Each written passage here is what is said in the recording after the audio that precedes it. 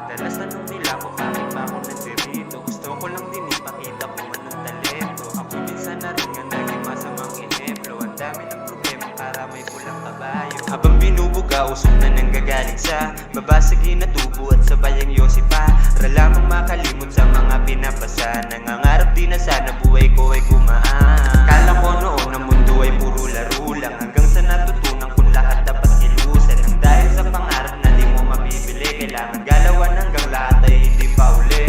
Sa narin kinubuhan ng mapanuwag na sungay, ngunit lahat ay pagbuhay ko ay nagkakulay. Dahil sa musika marami na ako natutunan. Hanggat may gusto ka ay wag na wag mo susubuan. Madalas tanong nila kung bakit ba ako nandirito. Gusto ko lang din ipakita kung anong talento. Ako'y minsan na rin nga naging masamang ehemplo. Ang dami ng problema para may pulang kabayo. Habang binubuga, usok na nanggagaling sa babasagin na tubo at sabay ang Yosipa.